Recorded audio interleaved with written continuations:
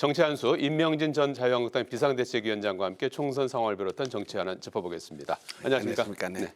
자, 먼저 이종섭 호주 대사 최상병 사망 사건과 관련해서 수사 외압을 행사했다는 의혹을 받고 있죠. 그래서 이제 조사를 받고 이제 있는 그런 입장이었는데 호주 대사로 임명되고 이제 출국했다가 11일 만에 다시 이제 귀국을 했습니다.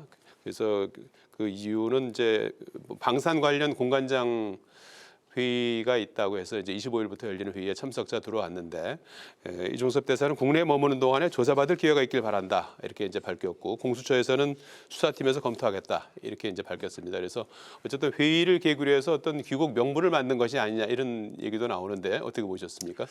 네, 그 이종섭 대사 문제는 이 긁어부스럼입니다. 사실은 저게. 그러니까 대통령실에 이게 정무적 감각에 이 문제가 있었던 거예요. 그럼 호주 대사라는 게 뭐 중요한 자리이긴 하지만 뭐 그렇게 급하게 임명을 가닥도 없는 거거든요. 뭐 선거 끝나고 천천히 해도 되는 문제인데 임명을 해가지고 또 뭐 출국하는 것도 그렇습니다. 뭐 조금 더 천천히 그 뭐 대리대사도 있을 텐데 그 자리라는 게 그렇게 뭐 무슨 전쟁하는 데도 아니고 물론 뭐 그 방산 수출이라든지 중요한 현안이 있기는 있다고 하면서도 그래도 저거는 대통령실이 조금 좀 정무적인 그런 그 감각만 갖췄어도 조금 상식적으로만 생각했어도 저런 분란을 일으킬 까닭이 없는 거거든요. 사실은 뭐 저 문제 때문에 국민의힘의 지지율이 뭐 10%나 뭐 15%나 급락했다는 그런 얘기인데요. 황상무 전 수석과 마찬가지로 뭐 그러니까 사실은 대통령실도 생각해 보면은 저게 민주당의 주장이 저게 뭐 상식적으로 맞지 않는다라는 그런 생각을 하긴 할 거예요. 사실은 그렇지 않습니까? 뭐 공수처에 지금 그 이종섭 대사가 피고발인입니다. 거기서 뭐 오라고 그러는 것도 아니고 지금 뭐 그게 출국 금지라는 게 재판 중에 있는 사람은 6개월, 뭐 피의자인 경우에 급하지 않은 경우에는 1개월 정도라는 거예요. 그러니까 이종섭 대사의 경우는 2번이나 연장했다는 거 아닙니까? 이게 무슨 특별한 무슨 뭐 지금 수사를 급하게 한다든지 재판을 그런 상황이 아니거든요. 혐의가 있는 거거든요. 그것도 야당인 민주당이 고발을 한 건데 상당히 정치적인 그런 그 의미가 있는 그런 고발이라고 우리가 볼 수밖에 없는 거거든요. 그러니까 아니 피의자를 그냥 그 피고발인인데 사표내라, 대사적에서 물러나라. 그게 상식적으로 있을 수 없는 거거든요. 아니 그런 거로 말하면 뭐 야당 총재인 이재명 대표는 지금 뭐 무슨 피고발인인 것뿐만이 아니라 지금 재판을 받는 중에 있는데도 그것도 한두 가지 재판을 받는 것도 아니고 여러 가지 재판을 받는데도 그 칙을 안 내려놓잖아요. 근데 왜 이종섭 대표만 그 칙을 내려놓으라고 그러냐? 이게 상식적으로 맞지 않는 일이니까 대통령실도 사실은 답답하긴 답답할 거예요. 이러지도 못하고 저러지도 못하고. 그렇다면 지금 저 말씀하신 것처럼 국민의힘은 이종섭 대사 이제 귀국으로 해서 이 문제는 이제 일단락됐다는 입장인데 민주당은 이제 즉각 해임하고 출국 금지해야 된다. 그리고 하나 더 나아가서 최상병 사건과 이종섭 대사 건을 이제 쌍특검을 하고 국정조사도 해야 된다 이런 입장이고 국민의힘 내부에서는 기본적으로 정치적 공세라는 입장이면서 일각에서는 뭐 해임시켜야 되는 거 아니냐, 이 불씨를 차단하기 위해서 이런 주장도 있는 것 같아요. 어떻게 우리나라에서는 우리 국민들은 사실은 그 국민 정서라는 게 최고의 법이에요. 사실은 뭐 법적으로는 뭐 무슨 피고발인인데 무슨 자리를 내려놓으라 그게 말이야 되느냐 그런 말 할 수 있지만은 국민들의 이 법 감정이라는 게 지금 감정이라는 게 지금 상당히 이종섭 대표에 대해서는 조금 좀 다른 감정을 가지고 있는 것 같아요. 우리나라 국민들에게 두 가지를 용서 못하는 게 있어요. 하나는 군 문제, 그 병역 문제하고 또 하나는 입시 문제입니다. 사실은 교육 문제. 사실은 이종섭 대사의 그 국방장관 있었을 때 있었던 그 최상병 그 사건은 자식을 군대 보낸 사람들의 입장에서 보면은 상당히 저건 민감한 문제거든요. 사실은 감정적으로. 그래서 지금 저기 걸려 있는 건데. 그러니까 저는 지금 뭐 야당에서는 말이 안 되는 얘기는 한데 뭐 출국 금지라 뭐 이재명 대표는 뭐 즉각 체포해 와라 뭐 압송해 와라 뭐 그런 얘기도 있지만 그건 말도 안 되는 얘기거든 상식적으로 말하면. 그러나 저게 사실은 이 야당의 주장이라는 게 상당히 국민적인 감정을 국민 감정을 등에 업고 지지를 받는 그런 말인 것 같거든요. 예. 그러니까 이제 일선에서 선거운동으로는 여당의 일부 후보들도 야당의 주장과 동조하는 그런 듯한 그런 그 주장을 하고 있잖아요. 조심스럽게나마. 예. 위원장님께서 보셔서는 어떤 결국은 선택지가 있을까요? 결국은 저는 다른 때도 아니고 이게 선거 때이기 때문에 어떻게 총선을 이기느냐, 선거 이기느냐라는 게 뭐 제일 명제거든요. 예. 그러니까 이게 무슨 여당 후보들조차도 이거 선거 시장이 있다. 그러면은 저는 대통령실이 또 한 번 질 거로 생각합니다. 아, 그래요? 네, 네. 어쩔 수, 한번 억울하고 뭐 국민들에게 뭐 사실은 지난번에 그 소환할 때도 예. 여기 그 귀국할 때도 대통령실이 조금 더 이게 좀 언론 국민들에게 잘 알렸어야 될 뻔한 거예요. 예. 사실 봐라 이 사람이 피고발인데 무슨 압송을 하면 왜 귀국을 시켜야 되느냐? 어? 뭐 그리고 또 뭐 공수처에서 필요하다고 보면 들어올 텐데. 예. 그러나 이게 야당이 이런 의혹을 제기하고 뭐 국민적인 여론이 그러니 그러면 들어와서 조사를 받도록 하자. 뭐 이런 정도의 설명을 대통령실에서 해야 되는 거거든요. 예. 근데 무슨 갑자기 무슨 무슨 안보 회의인지 무슨 뭐가 있다고 그래가지고 들어오라고 그러니까 관련 공관장 회의, 공관장회가 주요 있다고 공관장 들어오니까 회의, 예. 저거는 모든 사람들이 아무리 정부가 그렇게 얘기를 하더라도 저건 눈 가리고 아웅이지. 예?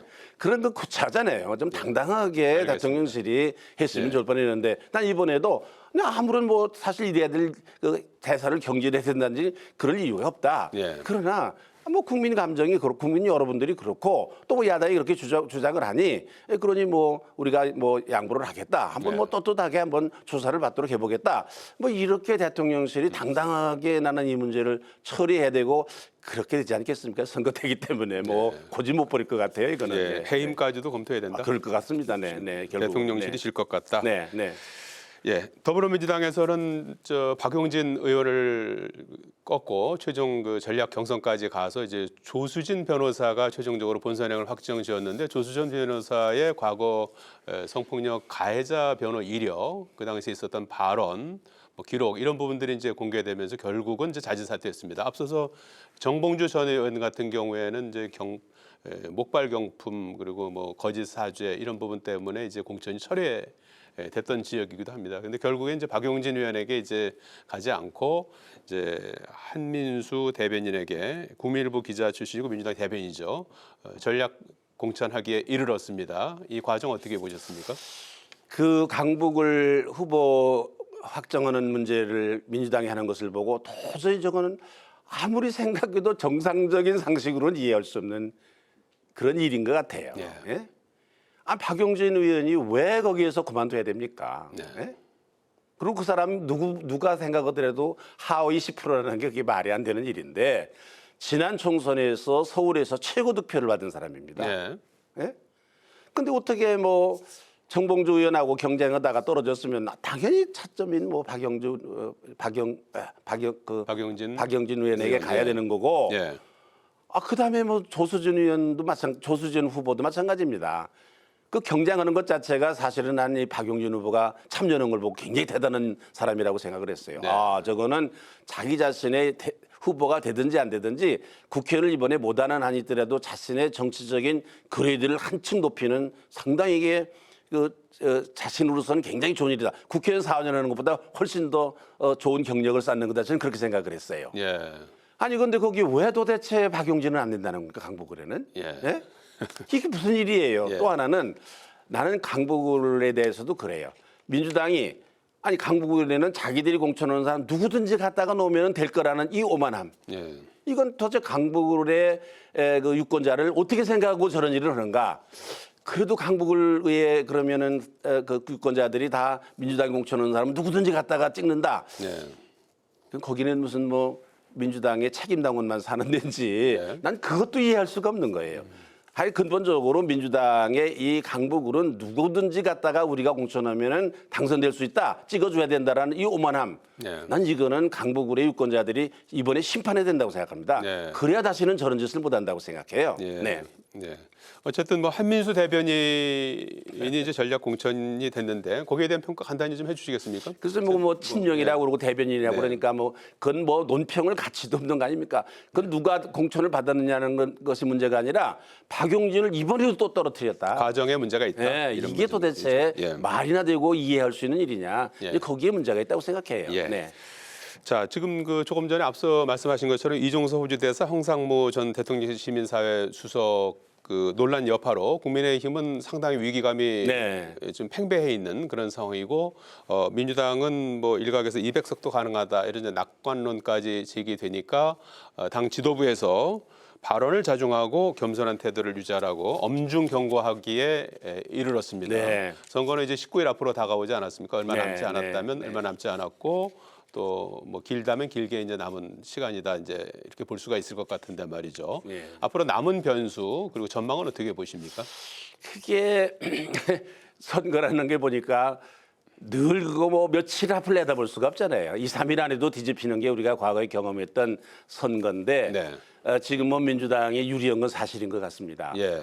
그러나 이거는 뭐 국민의힘으로는 최하점을 찍은 것 같고요. 그러니까 앞으로 19일이 남았는데 무슨 일이 있을지 모르겠습니다. 네. 첫째로는 저는 두 당이 얼마만큼 실수를 하느냐 앞으로도 이제 누가 실수를 누가 덜 하느냐. 잘하느냐는 예. 것보다는 실수를 하느냐에 달려 있다고 생각하고 예. 저렇게 뭐 200석 한다라는 저런 얘기가 나오는 건 상당히 교만한 일이기 때문에 저거는 아마 선거 전략에 도움이 안 될 거로 생각합니다. 뭐 그러니까 또 뭐 지시를 내려서 조심하라, 뭐 말 조심하라 그런 얘기를 했다고 그러는데 사실은 국민의힘은 사실 여당 아닙니까? 지금부터는 맞춤형 선거운동을 해야 되는 거거든요. 예. 지역에 맞춰서 거기에 그 주민들이 요구하는 것이 무엇인지 그런 정책을 내고 여당이기 때문에 정책을 내면 실현 가능성이 있는 그런 정책이 아니겠습니까? 예. 뭐 상당한 부분은 예. 그렇기 때문에 여당이 지금부터 어떻게 그 지금까지 뭐 한동훈 바람을 불어 가지고서 상당한 지지율을 높인 것도 사실이긴 하지만 예. 그것만 가지고는 안 된다고 생각해요. 이제는. 맞춤형 그것만 전략이 가지고서 19일 필요하다. 동안 나간다 그러면 저건 안 된다고 생각하고 이제는 각계격파 지역마다 선거구마다 여당이 잘 대처를 하면 여당보다 훨씬 유리하죠. 예. 그러나 이게 정책 선거로 가야 됩니다. 예. 이게 지금 무슨 뭐 정권 심판론으로 가기 때문에 이 문제가 생기는 거거든요. 예. 그러니까 여당으로서는 어떻게든지 이 정권 심판론을 사실 차단해야 되거든요. 예. 이 정권 심판으로 가기 때문에 조국 혁신당, 조국신당, 예. 혁신당, 혁신당. 예. 예. 이 당이 지금 말하자면 저렇게 승승장구하는 거거든요. 네. 저 조국 신당의 저 바람을 막는 건 뭐 이재명 민주당에서 뭐 견제를 하긴 하지만 그거 가지고는 안 되고 사실은 저 바람을 잠재우기 위해서는 이게 정권 심판론에서 지금 남은 기간만이라도 정책을 중심으로 한 선거 캠페인을 여당이 할 필요가 있다. 저는 그렇게 생각해요. 예. 그러면 뭐 상당히 무슨 뭐 지금처럼 비관적이지는 않을 거다. 예. 그런 생각을 하는데요. 예, 네. 알겠습니다. 정책을 갖고 이제 맞춤형 선거 전략으로 가야 네. 되고 여야 할 것 없이 이제 실수를 이제 누가 덜 하느냐. 네, 여기에 그렇습니다. 이제 성패가 달렸다 이렇게 이제 보셨고요. 자, 이 주기환 국민의힘 전 광주시당 위원장 대통령 민생특보에 임명했습니다. 주기환 이 광주시당 위원장은 지난번 비례대표 순번에서 24번으로 네. 당선권 밖으로 밀리니까 이제 그 비례대표직을 사퇴하지 않았습니까? 그런데 최종적으로 이제 비례대표 명단이 이제 확정된 지 하루 만에 대통령실에서 민생특보로 임명을 해서 윤 대통령의 불편한 심기가 반영된 게 아니냐 하는 그런 분석이 나오고 있어요. 어떻게 보셨습니까? 누가 보더라도 뭐 그 말을 우리가 수긍할 수밖에 없는 그런 상황이 됐어요. 뭐 이철규 인재위원장이 특별히 추천을 했다는데 그 무슨 뭐 대통령하고 가깝다는 것 이유밖에는 또 호남뿐이고 그러니까 25% 배려하는 그런 당규도 있는데 당연히 그게 당선권 안에 들어가야 될 뭐를 보더라도 광주시당 위원장도 하고 과거에 공헌을 보더라도 그래야 될 뿐인데 저게 밀려났기 때문에 대통령이 심기가 뭐 편했겠습니까? 오히려 20번 안으로 들어갔어야 된다고 보시나요? 당연하죠. 그래야 되는데 지금 저렇게 됐으니까 잘 됐어요. 대통령께서도 이번에 뭐 민생 투어를 여러 가운데 15번인가 하지 않았습니까? 네. 그거를 점검을 하고 진짜 그런 특보가 있었으면 좋을 뻔했죠. 아주 그러니까 이건 잘된 일이라고 생각합니다. 오히려 잘된 일이다. 네. 전화위복이 됐다 이렇게 보시나요? 그거 가지고 시비하고 싸움하지 말고 예. 그런 그 길을 선택하는 거는 윤 대통령도 아주 잘한 거고 그거 뭐 본인에게도 예. 좋은 일이라고 생각합니다. 예. 네. 자, 개혁신당 말씀을 좀 끝으로 좀 여쭤봐야 될 것 같은데 양양자 개혁신당 원내대표 어제 기자회견을 예고했다가 그것도 거취 관련 기자회견을 예고했다가 돌연 취소했습니다. 그래서 뭐 탈당하는 것이 아니냐 이런 이제 그 전망도 있었는데 돌연 취소했습니다. 그래서 네. 당에 이제 잔류하기로 한 그런 그 상황입니다. 그래서 개혁신당이 뭐 당 내부의 갈등이 봉합 수순에 들어갔는데 당 내부 상황이 좀 복잡한 것 같습니다. 뭐 당이 무슨 뭐 복잡할 일도 없는 조그마한 당인데 네. 뭐 그러나 저러나 뭐 비례대표 몇 명 낼 수밖에 없는 당이고 또 몇 명이나 당선될 수 아직 현재로는 그런 장담할 수 없는 당인데 예. 거기도 비례대표 순번 문제 때문에 아마 예. 그런 그 분란이 일어났었던 것 같은데 예.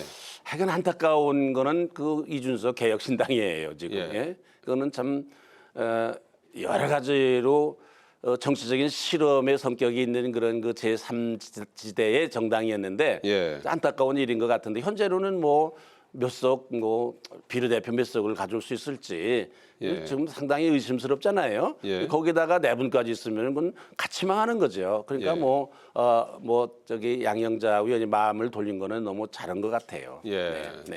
그 제3지대 상황은 어떻게 전망하십니까? 지금 조국 혁신당이 이제 상당한 이제 약진하고 있는 모양새고 새로운 미래하고 이제 개혁신당은 이제 어떻게 될까요? 조국 신당의 저 약진이라는 거는 저거는 정말로 우리 정치사에 있어서는 안 될 부끄러운 일이죠. 저게 있어서는 안 될 비정상적인 일이죠. 저게.